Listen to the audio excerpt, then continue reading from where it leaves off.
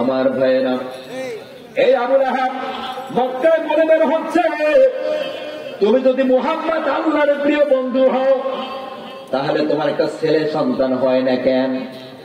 মেয়েরা তো তোমার হয়েছে, তুমি তো আমার বাসায় রয়েছে, ইসলামের দাওয়াত দাও, তুমি দাঁড়াও, তোমার শান্তি সৃষ্টি করবো আমি, আর আমি ঘুমাস।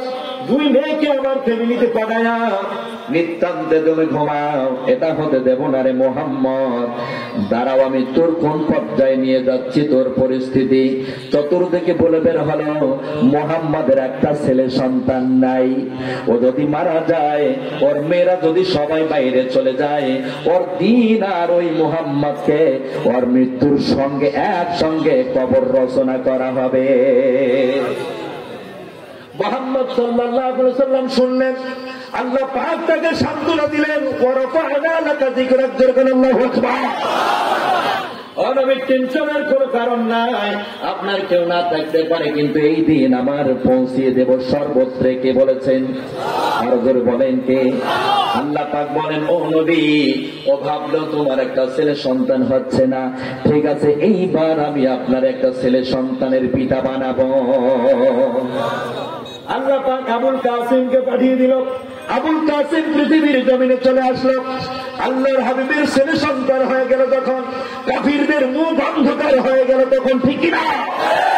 আমার ভাইয়েরা, কাফিররা আগে বলে বলি করে বের হতো, মুহাম্মদের একটা ছেলে নাই, এখন তো ছেলে হয়ে গেছে। আল্লাহ পাক এবার কয়েক শতাব্দী পর জানিয়ে দিলেন, নবীগণ, আপনি হলেন খাতামান নবিয়্যিন, আপনি খতমে নবুয়ত, আপনার পরে আর কোন নবী আসবে না। আপনার ছেলে যদি বেঁচে থাকে, সে যদি আমার কাছে নবুয়তের দাবি পেশ করে, আমি হাত তারে ফিরাই দিতে পারবো না। অতএব আপনার সন্তানটাকে আমি তুলে নিলাম। ও নবী, মন তুমি খারাপ করো না। আবুল কাসিম মারা গেল। কাফিররা বলা বলি করলো, আজকে তো মুহাম্মদের ফ্যামিলিতে বাতি ধরার মতো অবশিষ্ট ছেলেটাও নাই, ঠিক না? এইভাবে চতুর্দিকে বলা বলি করলো।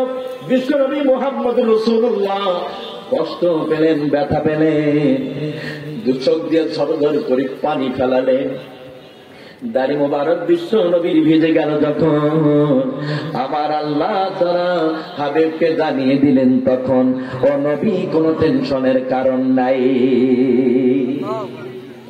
আল্লাহর হাবিব বাসার মধ্যে আছেন, দিনের দাওয়াত দিতে বের হবে। ঠিক এই অবস্থায় আবু লাহাব তার বৌমাদের উপরে অত্যাচার শুরু করে দিয়েছে ফ্যামিলিতে। আবু লাহাব যেমন শয়তান ছিল, ওর সে ডাবল শয়তান ছিল। আর বউ উম্মে জামিল, কথা বলে না কেন? উম্মে জামিল কিন্তু আবু লাহাবের সে ডাবল শয়তান।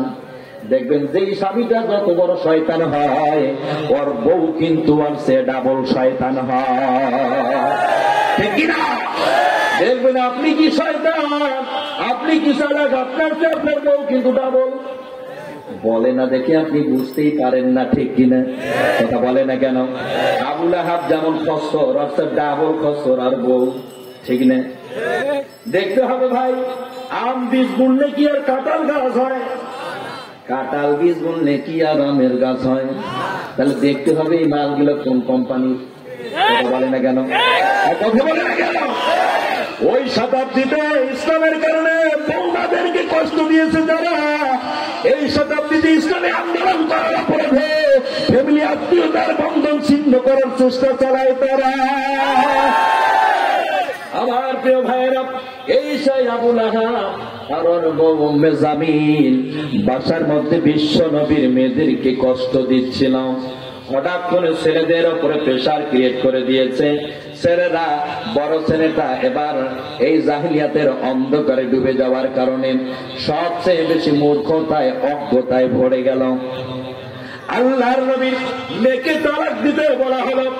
বড় ছেলেটা রাগ করে এবার মাথা গরম করে আমার কলিজার টুকরা নবী, বিশ্ব নবী, সারওয়ার কায়নাত জনাবি মুহাম্মদ রাসূলুল্লাহ সাল্লাল্লাহু আলাইহি সাল্লামের মেয়েটাকে তালাক দিয়ে দিল।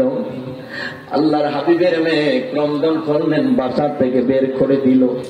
বাসা থেকে বের হয়ে আল্লাহর নবীর মেয়ে বাসার মধ্যে চলে গেলেন। বাসায় গিয়ে বলতেছেন, আব্বা জান, আমি বারবার বলতাম যে ইসলামের দাওয়াত আপনি দেন, অন্য জায়গায় দেন, কিন্তু আমার আশেপাশে আপনি দিয়েন না, কারণ আমার শ্বশুর শাশুড়িটা সহ্য করতে পারে না। ও আব্বা, আপনি জানার পরে আমার এই গ্রামে, আমার এলাকায় দাওয়াত দেন। ও আব্বা, আজকে আপনার জামাইকে আমার শাশুড়ি, আমার শ্বশুর প্রেসার ক্রিয়েট করেছে, জ্বালাতন করেছে, কষ্ট দিয়েছে, রাগে তাপে আপনার জামাই আজকে আমাকে বাসার থেকে বের করে দিয়েছে, মানে তালাক দিয়েছে, আর জীবনে কোনোদিন এই বাসায় ফেরত যাওয়ার মতো কোনো চান্স নাই। ও আব্বা, আর ওই বাসায় আমি যেতে পারবো না। আব্বা, এমনটা কেন করেন? বিশ্বনবী বললেন, মেয়ে, তুমি জানো না আজকে আমার মেয়েকে ইসলামের দাওয়াত দেওয়ার অপরাধে তালাক দিয়েছে, এটা তো সাধারণ বিষয়। আমি মুহাম্মদ সাল্লাল্লাহু আলাইহি ওয়াসাল্লামের বুকের ভিতরটা থেকে যদি স্পন্দনটাকে ছিঁড়ে বের করে কেউ, আবার কলিজাটাকে যদি কেউ ছিন্ন বিচ্ছিন্ন করে দেয়, তারপরেও এই কোরআনের দাওয়াত থেকে পিছপা হব না। আমার ভাইরা, আবু লাহাব এইভাবে তার বৌমাদেরকে বাসার থেকে বের করে দেওয়ার ব্যবস্থা করেছে। ও ছিল পাক্কা শয়তান, ও ভিতরে ভিতরে কাজ করতো, ওপরে কেউ চিনত না, ঠিক কিনা? এরকম শয়তান আছে না নাই? আরো জোরে, আর জোরসে বলো, জোর হলো না, আছে না নাই? ভিতরে ভিতরে কাজ করে, উপরে বোঝা যায় না, মনে হয় আল্লাহর ফেরেশতা। নাম লাগাইছে একটা মুহাম্মদ, নামের শুরুতে মুহাম্মদ, মাঝখানে বল্টু, শেষে ইসলাম। আমি মুহাম্মদ, বল্টু ইসলাম। নামের শুরুতে মুহাম্মদ, মুহাম্মদ দিয়ে তুমি কি বোঝাতে চাও? মানে তুমি কি মুহাম্মাদের উম্মত, এটা বোঝাতে চাও? মাঝখানে বল্টু আপনি, শেষে ইসলাম লিখেছেন। আপনি বলতে চান আমি ইসলামের লোক। আপনার এই নামগুলো বানায় না, এই নামগুলো বাকি আপনি আসতে না, সিরি সিরি নামের শুরুতে লিখবে। আর যদি মুহাম্মদ আপনার পছন্দ হয়, ইসলাম যদি আপনার চয়েস হয়, তাহলে মুহাম্মাদের অনুসরণ করা লাগবে, অনুকরণ করা লাগবে, ইসলামের জন্য জানটাও কোরবান দেওয়া লাগবে। রাজি আছো? কারা কারা দেখি লিল্লাহি তাকবীর। আমার আল্লাহ কবুল করুন। ইসলামের জন্য জান দেওয়ার মতো ঈমান থাকা লাগবে, লাগবে কিনা? হ্যাঁ, লাগবে। মুনাফিকের মৃত্যু হয় কয়েকবার, আর মুমিনের মৃত্যু হয় কয়বার? সাইকেলের চাকা যদি বাঁচতে হয়, মুনাফিক কয় বাবা মন বোধহয় নাকি? খালের মধ্যে যদি উস্তাখি উল্টে পড়ে যায়, মনে করে আমি মসি। ট্রাকের চাকা যদি বাঁচতে হয়, মনে করে আমি মরে গেছি। কিন্তু না, এটা হচ্ছে মুনাফিকের চিন্তা চেতনা। মুমিনরা জীবনে মরে একবার, মুনাফিক মরে কয়েকবার। আবার বন্ধুগণ, কাম টু মাই পয়েন্টে চলে যাই। আলোচনা 100% 3 ঘন্টা হবে। কয় ঘন্টা? তাফসীর চলবে 2 ঘন্টা, প্রেক্ষাপট হবে 1 ঘন্টা। চলবে খাড়া খাড়া চলবে, লিল্লাহি তাকবীর। আরো জোরে বলেন, আল্লাহ কবুল করুন। আমার বন্ধুগণ, আল্লাহর নবীর মেয়েটাকে তালাক দিয়ে বাসা থেকে বের করে দিয়েছে, ঠিক না? ভাইরা আমার, ছোট ছেলেটা তাকে আবার উম্মে জামিল চাপ দিয়েছে, আর বলছে এত শ্বশুরের সামনে বলে দিবে এই ইসলামের কথা যেন আর না বলে। কিসের আল্লাহ, কিসের নবী, কিসের কোরআন হাদিস চলবে না, এগুলো এখানে চলবে না। যদি এই ফ্যামিলিতে মুহাম্মাদের মেয়ে সংসার করে টেকতে চায়, তাহলে আমাদের কথা শোনা লাগবে, লাত মানুষ ওজ্জা হবলের অনুসরণ করা লাগবে, ঠিক কিনা? এই জন্য যদি সে এগুলো করতে পারে তাহলে ঠিক আছে, আর যদি করতে না পারে তাহলে সমস্যা আছে। আমার ভাইয়েরা, ছোট ছেলেটাকেও প্রেসার ক্রিয়েট করে দিল। ছোট ছেলেটা এবার বিশ্বনবীর সামনে এসে দাঁড়িয়ে গেল, দাঁড়িয়ে বলতেছে মুহাম্মদ, আপনি আমার শ্বশুর তাই না? আপনার মতো শ্বশুরের উপরে থুতু নিক্ষেপ করি, আপনার ইসলামের উপরে থুতু মারি দেই, আপনার কিসের আল্লাহ, কিসের আপনি রসুল, এগুলো কোনোটাই মানি না। যখন ছোট জামাই নিজের শ্বশুরের উপরে থুতু নিক্ষেপ করে দিয়েছে, আমার আল্লাহ রাব্বুল আলামিন ডাইরেক্ট রহমতের ফেরেশতা পাঠিয়ে দিয়ে রহমতের পর্দা দিয়ে এই থুতু থেকে আল্লাহর নবীকে হেফাজত করেছে। আল্লাহর নবী ওই জায়গায় দাঁড়িয়ে বলতেছে, আল্লাহ তোমার একটা গজবের কুত্তাকে এই কুত্তাটার উপরে নিয়োগ করে দাও। কে বলে রে বিশ্বনবী রাগ হয় নাই? কে বলেছে আমার নবী কোনদিনও রাগ হয় নাই? মুত্তালিব বংশের অনেক কাফের একদিন বিশ্বনবীকে ঘিরে ধরেছিল। নবীজি মাথার পাগড়িটা টুপিটা খুলে ফিটকার করে দিয়ে বলছিল, আমি মুত্তালিব বংশের সন্তান, আমার কুরাইশে জন্ম হয়েছে, জর্দার মুল্লুক তাড়াতে হবে না। যদি শক্তি থেকে থাকে সামনে এসে লড়াই করো, পিছনের দিক দিয়া নয়। কথা বলেন, কথা ঠিক কিনা? যদি কারো ক্ষমতা থাকে, যদি কেউ কোনো বাপের বেটা থেকে থাকে, সামনে আসো, ঘোষণা দিয়ে যে লড়াই করব, তখন মোকাবেলা হবে, তখন খেলা হবে। কথা বলেন ঠিক কিনা? বহু খেলা হবে, মিডিয়ায় বলা যায়, টেলিভিশনে বলা যায়, বহু জায়গায় বলা যায়, প্রিন্ট মিডিয়াতে বলা যায়, ইলেকট্রনিক্স মিডিয়াতে বলা যায়, সব জায়গায় বলা যায়, কিন্তু এই জনতা খেলতে চায় মাঠে। কথা বলেন তো ঠিক কিনা? খেলা করে খেলার জন্য রাজি দেখি লিল্লাহি তাআলা। ইসলামের জন্য রাজি আছে? ইসলামের জন্য যদি আর একটা বড় ডাক আসে যেতে পারবে, খেলা করবে, দু হাত তুলে দেখাও। লিল্লাহি তাকবীর, লিল্লাহি তাকবীর। আল্লাহ কবুল করো। যাওয়া যাবে তো? আমার ভাইয়েরা, আপনারা কেমন করে কথাগুলো শুনছেন আল্লাহ ভালো জানে। আপনারা নেগেটিভে নিচ্ছেন নাকি পজিটিভে নিচ্ছেন আল্লাহ জানে। হুজুর কিন্তু যত দোষ নন্দ দোষ, সত্যতা বললেই দোষ, ঠিক না? যত দোষ নন্দ ঘোষ, সত্যটা বললেই দোষ, করলে অন্যায়ের প্রতিবাদ, নামটা হবে তোমার মৌলবাদ জানি, নামটা হবে তোমার জঙ্গিবাদ। আপনি হক বলবেন, বাস্তব বলবেন, আপনাকে মৌলবাদী বলা হবে, আপনাকে জঙ্গিবাদী বলা হবে, আপনি উগ্রপন্থী হবেন। আপনার মতো খারাপ আর দুনিয়ায় নাই। কথা বলেন, কথা ঠিক কিনা? আমার ভাইয়েরা, আবুল আহাবের ছোট ছেলে বিশ্বনবীর সামনে এসে থুতু মেরে দিয়েছিল। আপনার জামাই যদি আপনার সামনে দাঁড়িয়ে বলে আপনি নামাজ পড়েন এই জন্য থুতু মারি, আপনি কি জীবনে ওই বাড়িতে আপনার মেয়ে পাঠাবেন? কথা বলেন, কেন পাঠাবেন? বিশ্বনবী দোয়া করলেন, আল্লাহ এই কুত্তাটার উপরে একটা তোমার গজবের কুত্তা নিয়োগ করে দাও। আল্লাহু আকবার। বিশ্বনবী বলতে দেরি হলো, দোয়া কবুল হতে দেরি হলো না। আবুল আহাব চতুর্দিকে ঘোষণা দেওয়া শুরু করে দিল যে মুহাম্মাদের কথায় বড় আমি ভয় পাই। কি পাই?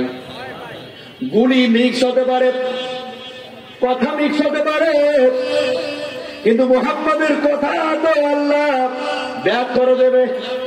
কথা বলেনি কেন? হ্যাঁ বন্ধু বান্ধবরা, আমার ছেলেকে তোমরা দেখে রেখিও, কারণ আমার মুহাম্মাদের কথার বড় ভয় লাগে, ঠিক কিনা? মুহাম্মদ আমার ছেলেকে বদদোয়া দিয়েছে, আমার বড় ডাউট লাগে, আমার ছেলের জানি না কখন কোন সময় কি হয়ে যায়, ঠিক কিনা? আমার প্রিয় ভাইরা, এই সেই আবুল আহাব বাণিজ্যের কাফেলা নিয়ে বেরিয়েছে, শাম সিরিয়ায় যাবে। সাথী বন্ধুদের ঘোষণা দিয়ে দিল, পথের মধ্যে আমার সন্তানকে তোমরা দেখে রাখিও। চলে গেলেন শাম সিরিয়ায় ব্যবসা বাণিজ্যের জন্য। মরুর প্রান্তরে গিয়ে দাঁড় হলেন। ওই জায়গায় আবুল আহাব ঘোষণা দিল, আমার ছেলেটাকে চতুর্দিক থেকে ঘোড়া দিয়ে বেষ্টনী করে রেখো, আমার ছেলেটা যেন মাঝখানেই থাকে। ভয়টা কার ঢুকেছে? কথা বলে না কেন? ভয়টা কার ঢুকেছে? চতুর্দিকে ঘিরে রেখে দিয়েছে ঘোড়া দিয়ে, মাঝখানে আবুল আহাবের ছেলেটা। রাতের অন্ধকার হয়ে গেছে, হিংস্র একটি প্রাণী জঙ্গলের ভিতর থেকে বেরিয়ে এসে হু হু শব্দে আবু লাহাবের ছেলেটাকে ন্যস্ত বিনষ্ট করে মাটির সাথে মিশিয়ে দিয়েছে। আল্লাহ নবীর দোয়ার ফল প্র্যাকটিক্যালে চোখে দেখা গেল। নবীজি কি আজ বেঁচে আছে? কথা বলে না কেন? আরো জোরে বলা লাগবে আছে। তার উম্মত বেঁচে আছে না নাই? এই উম্মত যাকে একবার বদয়া দিয়েছে ওর কোমর জীবনেও সোজা হয় নাই। এই তো কিছুদিন আগে টাকু এমন একটাকে দিল, ওর কোমর ভেঙে গেছে। আগামী দিন যারা আসবেন ইসলামের বিরোধিতা করবেন, এমন বদয়া দেবে এই জাতি কোমর সোজা হবে না। নামের বড়াই কইরো না কেউ, নাম দিয়া কির হয়, নামের সাথে মিলবে না কারো কামের পরিচয়। ঢাকার মতি দিলে মতি নেই, আছে শুধু ঝিল, সোনার গায়ে সোনা নেই, আছে বড় বড় বিল। রাজা নেই শাহী নেই রাজশাহী নাম, রাজা নেই শাহী নেই রাজশাহী নাম। ঘোড়া নেই হাতি নেই, আছে বড় বড় আম। নামের বড়াই কইরো না কেউ, নাম দিয়ে কির হয়, নামের সাথে মিলবে না কারো কামের পরিচয়। নাম লাগাইছে আমি মোহাম্মদ বল্টু ইসলাম, নাকি? কামগুলো তো নমরুদের মতো। আছেন না নাই? ওই শ্রেণীর কারা কারা আছেন একটু হাত তুলেন। সব আল্লাহর ফেরেশতা এখানে নামে এসেছে, সব ভালো। এবার কারা কারা ভালো তারাই দেখি তো। ভালো যারা হাত তুলে দেবে ভালো না, হাত তুললেন দেখেন, বলেন আমরা ভালো।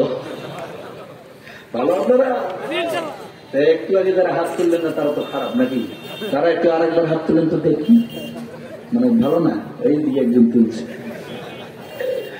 অন্ধকারে তীর মারা বাদ দেন, একটু দেখি শুনি মানে নেই, কপালটা ভালো হবে। এটা বলেন কথা ঠিক কিনা? অন্ধকারে তীর মারতেছে, যা গিয়ে ধরে কোথায় গিয়ে যে লাগতেছে কোনো খেয়াল খবর নাই, ঠিক কিনা?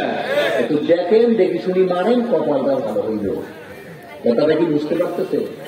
কথা যদিও বলতেছে অন্যভাবে, কথা হচ্ছে প্যান্ডেলে একটু বুঝে নিতে হবে অ্যাঙ্গেলে।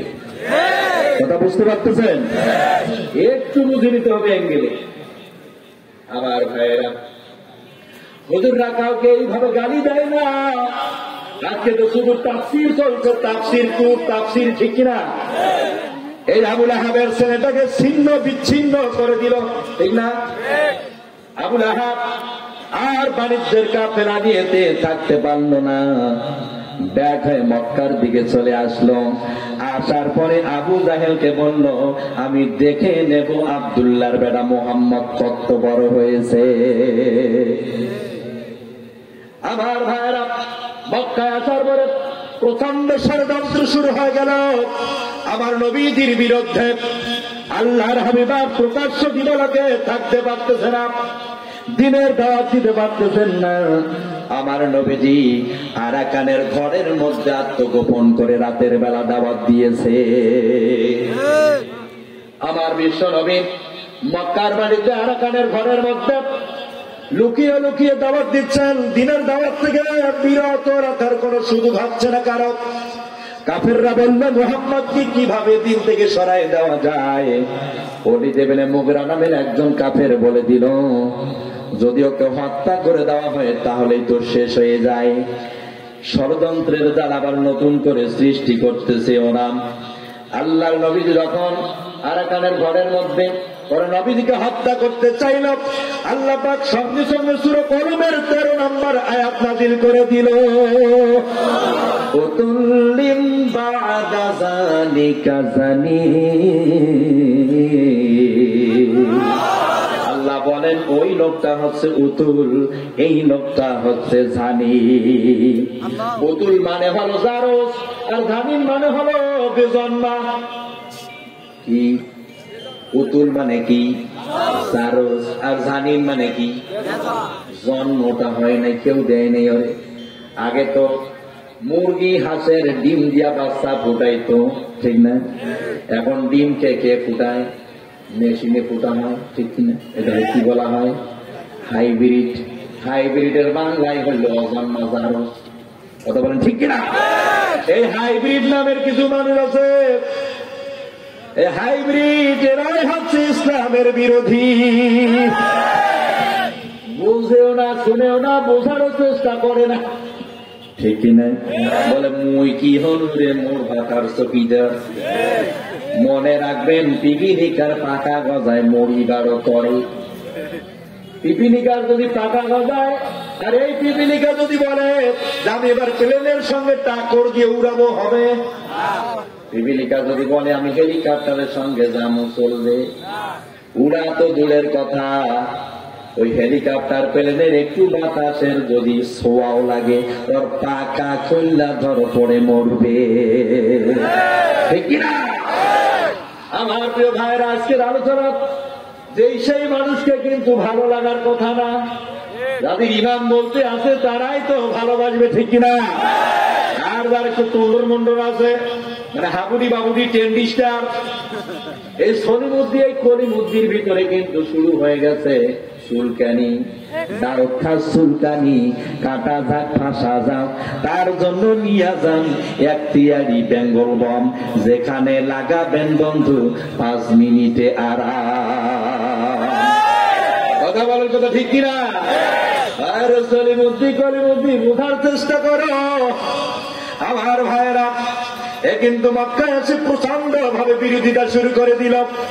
আমার বন্ধুগণ, মক্কায় যখন নবীজি আত্মগোপন করে দিনের দাওয়াত দিচ্ছে, নবীজিকে থামানো যাচ্ছে না, হত্যা করার ষড়যন্ত্র হলো। এরা আবার পরামর্শ করলো, না হত্যা করা যাবে না, মুহাম্মদকে যদি হত্যা করা হয়, এই খবর যদি মক্কায় পৌঁছে যায়, বনি নাজিরের যুবকগুলো, কুরাইশের ছেলেগুলোর ঘরে বসে থাকবে না, মক্কায় বড় আন্দোলন সৃষ্টি হয়ে যাবে, সভা করবে, সেমিনার করবে, সম্পোজিয়াম করবে। এই কাফেররা তোমাদের এমন এক আগুন জ্বালিয়ে তুলবে তারা মক্কার ভূখণ্ডে, এই আগুনকে থামাবার মতো শক্তি মক্কার কারোর বাপের কোনো ক্ষমতা থাকবে না। মুহাম্মদকে হত্যা করা যাবে না, মুহাম্মদকে যেইভাবে হোক থামিয়ে দেওয়া হোক। মুহাম্মদের বিরুদ্ধে একটি মামলা দায়ের করা হলো, মামলাটার নাম দেওয়া হলো মানবতা বিরোধী মামলা। কি মামলা? মুহাম্মদের বিরুদ্ধে মানবতা বিরোধী মামলা হয়ে গেল। আল্লাহর নবীকে খুঁজে বের হচ্ছে প্রশাসন, ওর সন্ধান করে বের হচ্ছে প্রশাসন, খুঁজতেছে কোথায় মুহাম্মদ। মুহাম্মদকে ধরা হলো, জেলের ভিতরে ঢুকিয়ে দেওয়া হলো। আল্লাহর নবী শিয়াবে আবু তালিব নামক জেলখানার ভিতরে একটি দিন দুটি দিন নয়, 3.5 বছর বিনা কারণে অকারণে আমার নবীকে 3.5 বছর শিয়াবে আবু তালিবে বন্দী করে রেখেছিল যারা, কোরআনের পাখিদেরকে আজকে আটকিয়ে রেখেছে তারা। আল্লাহর নবীকে বিনা কারণে অকারণে দোষ চাপিয়ে দিয়ে এই জেলখানার ভিতরে 3.5 বছর কষ্ট দিয়েছে, সাহাবীদেরকে হত্যা করেছে, খুন করেছে, গুম করেছিল যারা, আজও তামাম পৃথিবীতে অন্তত 50টি দেশে মুসলমানদেরকে খুন গুম করে আজও যাচ্ছে তারা। আমার তৌহিদি জনতা বুঝতে হবে, মানে খাপের খাপ মমতাজের বাপ। কথা বলেন ঠিক কিনা? একবারে মিলে গেছে, ঠিক কিনা? আমার নবীজি আর এই শতাব্দে মুসলমানদের দিকে তাকায়া দেখেন, তামাম পৃথিবীতে 1600 বছর আগে ষড়যন্ত্র করে আমার নবীকে কষ্ট দিয়েছে যারা, আজ সারা পৃথিবীতে মুসলমানদের কষ্ট দিচ্ছে তারা, ঠিক কিনা? এই কথা যদি বলি তাহলে তো সমস্যা, ঠিক না? হুজুর রাজনীতি করতেছে, রাজনীতির সংজ্ঞা কি আপনি বোঝেন? রাজনীতির সংজ্ঞা কি? রাজার নীতির নাম হলো রাজনীতি। আমি কি রাজা? কথা বলে না কেন? আমি তো প্রজা, ঠিক কিনা? আমার নীতির নাম হচ্ছে পেট নীতি। আরো জোরে বলেন, আরো জোরে বলা লাগবে। আমরা মুসলমান, মুসলমানের নীতির নাম কি? আরো জোরে বলেন। মুসলমানের নীতির নাম হচ্ছে কোরআন। আর আমরা যারা প্রজা রয়েছি, আমাদের নীতির নাম হলো প্যাট নীতি। যারা আমাদেরকে উল্টা পাল্টা কথা বলে বিশৃঙ্খলা সৃষ্টি করে দেয়, আবু জাহেল উতবা ছাড়া আর কিছুই নয়। আমার ভাইয়েরা, এই সেই আল্লাহর নবীকে মামলা খাওয়াইল, জেলের ভিতরে নবীজি আছেন, এরা আর ছাড়তেও পারতেছে না, মারতেও পারতেছে না, কারণ মক্কার যুবকেরা কাতারে কাতার বন্দী হয়ে গেল। মক্কাটায় বড় আন্দোলন সৃষ্টি হয়ে গেছে। আব্দুল্লাহর বেটা মুহাম্মদ, তার যদি কোনো অপরাধ থেকে থাকে, জনপ্রশাসনের কাছে তাদের আপত্তি ছিল, বলতে হবে কি এটা অপরাধ করেছে মুহাম্মদ, বলা লাগবে কি দোষে তারে আপনারা আটকিয়ে রেখেছেন। যদি অপরাধী না থাকে তাহলে 3.5 বছর কেন আটকিয়ে রাখা হয়েছে?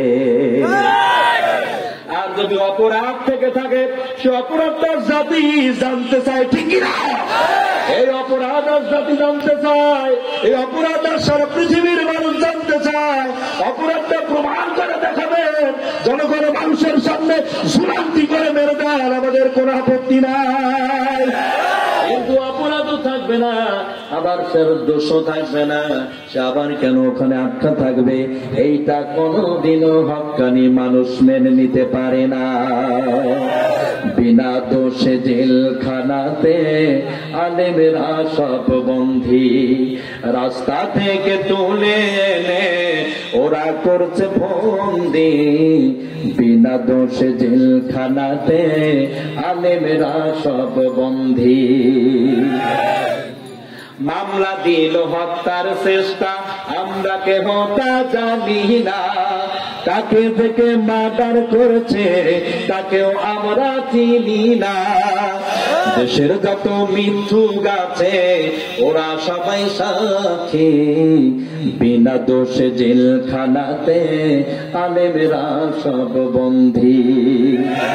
কোরআন হাদিসের কর্মীরা করেনি কোনো অন্যায়, কাফের মোতাবেক দুনিয়ায় নতুন করে আইন সাজায়।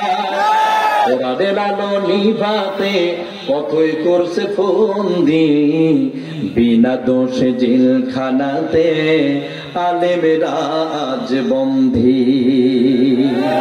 ঠিক কিনা? নামাজের কি সময় হয় নাই?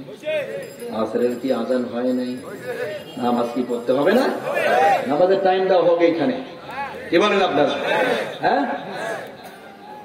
নামাজের পরে কি আলোচনা চলবে? সারা চলবে, দেখি তো লিল্লাহি তাকবীর, চলবে আলোচনা। এক্ষণে 5 মিনিটের জন্য বিরতি হবে, নামাজ হবে, যেহেতু ফরজের আইন। কথা বলেন ঠিক কিনা? এক্ষণে নামাজের জন্য রেডি হয়ে যান, কাতার বন্দী হয়ে যান, যে জানা